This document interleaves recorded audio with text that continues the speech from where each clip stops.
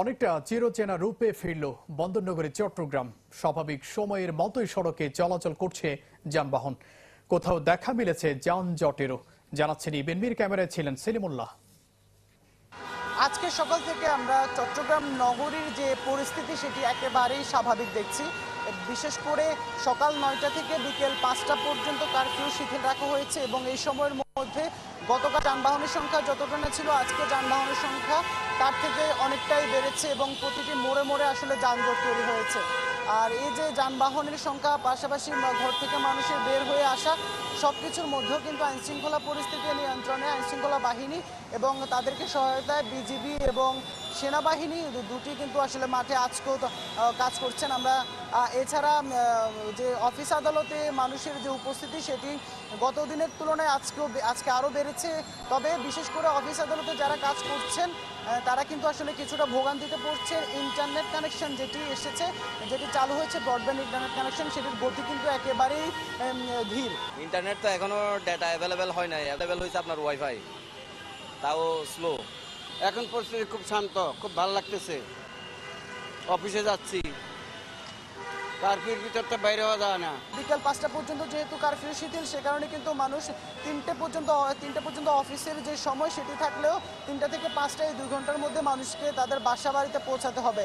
আর আরেকটি বিশেষ করে যেগুলো বেসরকারি অফিস, সেগুলো কিন্তু আসলে 3টে পর্যন্ত না, সেগুলো আরেকটু বাড়তি সময় পর্যন্ত কিন্তু তাদের কর্মীদের কাজ করাচ্ছে। সেক্ষেত্রে কিন্তু তারা যারা বেসরকারি চাকরিজীবী তারা যেন একেবারে কারফিউ শিথিল থাকা অবস্থায় কারফিউ যখন শুরু হবে তার আগ মুহূর্তে তাদেরকে বাসায় পৌঁছাতে বা একটু দেরিও হতে পারে। সেক্ষেত্রে তাদের আইডি কার্ডই যেন দেখে যেন তাদেরকে কোনো ধরনের যে হয়রানি শিকার হতে না হয়, সে বিষয়টি তারা দাবি জানিয়েছেন। তবে আমরা এখন পর্যন্ত বন্দরনগরীর পরিস্থিতি একেবারেই স্বাভাবিক দেখছি। সব দিকে যানজট তৈরি হয়েছে, মানুষের মাঝে যে স্বস্তি সেটি পুরোপুরি ফিরে এসেছে। পুলিশের পোশাক পরে কিছু দুষ্কৃতিকারী কোটা আন্দোলনকারীদের উপর হামলা চালিয়েছে, যার দায় দেয়া হচ্ছে পুলিশের উপর। এমন মন্তব্য করেছেন নৌ পরিবহন প্রতিমন্ত্রী খালিদ মাহমুদ চৌধুরী। সকালে চট্টগ্রাম বন্দরে কর্মরত শ্রমিকদের খাদ্য সামগ্রীর বিতরণ শেষে সাংবাদিকদের কাছে তিনি এ মন্তব্য করেন। বলেন, জানমালের কথা চিন্তা করে দেশে কারফিউ জারি করেছে সরকার। যাদের দেশের উন্নয়ন পছন্দ হয় না তারাই অস্থিতিশীল পরিবেশ তৈরি করতে তাণ্ডব চালিয়েছে। শুধু তাই নয়, সাধারণ শিক্ষার্থীদের বিদেশ থেকে আন্দোলনে উস্কে দেওয়া হচ্ছে বলেও মন্তব্য করেন মন্ত্রী। এর আগে 7,000-এর বেশি শ্রমিককে খাদ্য সামগ্রী তুলে দেওয়া হয়। বন্দর chairman rear admiral M Sohail এ সময় উপস্থিত ছিলেন। বিভিন্ন জায়গায় হামলা করা হলো, এমনকি পুলিশের ড্রেস পরে, আইন শৃঙ্খলা রক্ষাকারী বাহিনীর পোশাক পরেও সেদিনকে নিরীহ ছাত্রদেরকে আক্রমণ করে আমাদের আইন শৃঙ্খলা রক্ষাকারী বাহিনীর উপরে দোষ চাপিয়ে দেওয়ার মতো ঘটনা ঘটেছে। এই দেশ দখল করার জন্য আপনার ওই বিদেশ থেকে উস্কানি দেওয়া হলো এবং সেই উস্কানির কথা বলে মির্জা ফখরুল বলল এই আন্দোলনের সঙ্গে বিএনপি আছে। আন্দোলন, সহিংসতা ও কারফিউতে নাজুক অবস্থা পরিবহন খাতের। শুধু চট্টগ্রামে বাস মালিকদের গড়ে প্রতিদিনের লোকসান কোটি টাকার বেশি।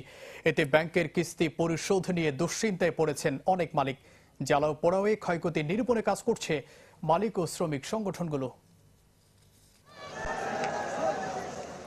কোটা সংস্কার আন্দোলন ঘিরে অবরোধ, শাটডাউন, তারপর সংঘাত, সহিংসতা এবং সবশেষে কারফিউ।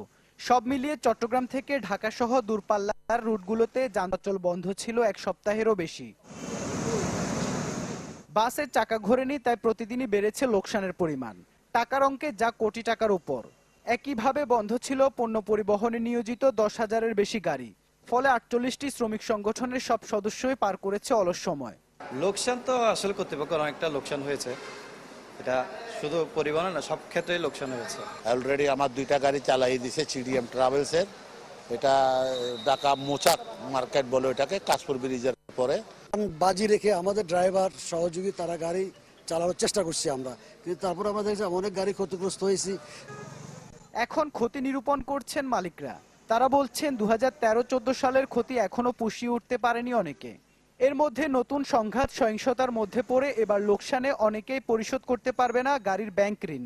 যাদের ইনস্টলমেন্ট শোধ করতে পারবে না একটু ওই এখানে যাতে সহযোগিতা দেয়।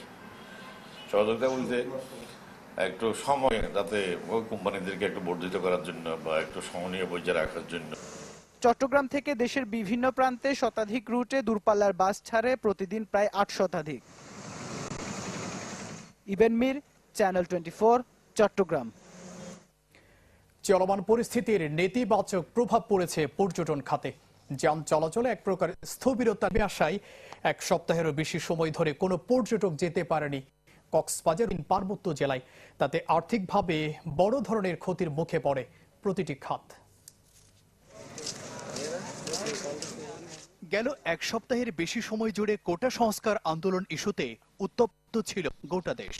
তাতে সংঘাতময় পরিস্থিতির কারণে নেতিবাচক প্রভাব পড়েছে পর্যটন খাতে।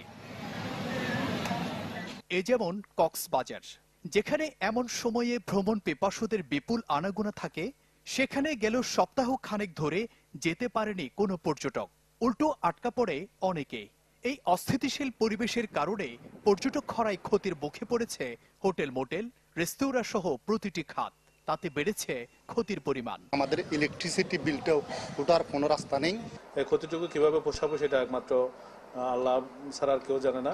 আমরা চাই এখান থেকে উত্তোলনে জনজীবন স্বাভাবিক হওয়ার জন্য, পর্যটন শিল্পকে রক্ষা করার জন্য সরকার পদক্ষেপ গ্রহণ করবে। বর্ষা মৌসুমে প্রাণ ফিরেছে রাঙ্গামাটির ঝর্ণাগুলোই, প্রকৃতিতে ফিরেছে আপন রূপ। কিন্তু এরপরও পর্যটক শূন্য হয়ে পড়ে নৈসর্গিক সৌন্দর্যের আধার এই শহর। তাতে ক্ষতির মুখে hotel, motel, tourist boat, house boat, cottage মালিক সহ পর্যটন সংশ্লিষ্টরা। পরিস্থিতি খারাপের কারণে আসলে আমাদের সমস্ত বুকিং গুলো ক্যান্সেল হয়েছে। ব্যবসায়িকভাবে অনেক আমরা ধ্বংসের মুখে, আমাদের অনেক লস হয়েছে। পর্যটন সংশ্লিষ্ট যারা আছে সবকিছু মিলিয়ে প্রায় 4 কোটি টাকার উপরে এখানে ক্ষতি হয়েছে। প্রাকৃতিক সৌন্দর্যের রানীক্ষেত বান্দরবান, যেখানে যৌথ বাহিনীর সন্ত্রাস বিরোধী অভিযানের কারণে এমনিতে চলছে পর্যটক খরা। তার উপর চলমান পরিস্থিতিতে যান চলাচল না হওয়ায় পর্যটক শূন্য এ জেলা। একই চিত্র খাগড়াছড়িতেও। নেই পর্যটকের সমাগম, তাতে চিন্তার ভাঁজ ব্যবসায়ীদের চোখে মুখে। যে সমস্যাটা সৃষ্টি হয়েছে এর মধ্যে আমাদের যে কতগুলো বুকিং ছিল সেগুলো আসেনি। কারফিউর কারণে সবাই যাদের গন্তব্যস্থলে চলে গেছেন। বর্তমান বান্দরবানের সব হোটেল গুলো পর্যটক শূন্য। পর্যটন না আসার কারণে আমরা বিভিন্ন খুব বেশি ক্ষতিগ্রস্ত। আশা করি সবকিছু ঠিকঠাক হয়, আমরা আবার লাভের মুখ দেখবো বা ব্যবসা চলমান হবে। পর্যটন সংশ্লিষ্টদের আশা, দ্রুত পরিস্থিতি স্বাভাবিক হবে, পর্যটকদের পদচারণায় মুখর হবে প্রতিটি পর্যটনের স্পট, ফিরবে প্রাণ চাঞ্চল্য। জুবাইর মঞ্জুর, চ্যানেল 24। বৃক্ষ দিয়ে সাজায় দেশ, সমৃদ্ধ করি বাংলাদেশে স্লোগানে বৃক্ষরোপণ অভিযান এবং বৃক্ষ মেলা শুরু হয়েছে রাঙ্গামাটিতে।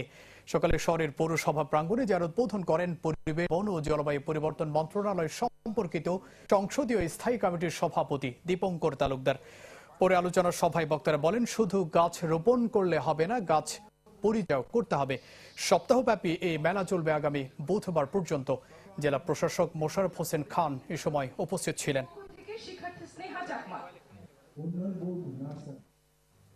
এবার একটি শোক সংবাদ।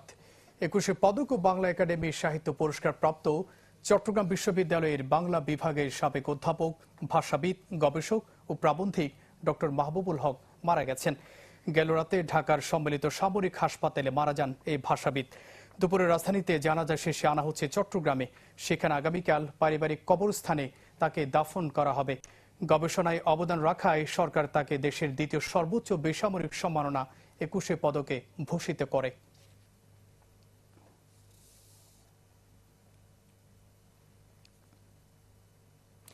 দর্শক, এই ছিল চট্টগ্রাম 24-এর এখনকার আয়োজন। এতক্ষণ সাথে থাকবার জন্য ধন্যবাদ সবাইকে।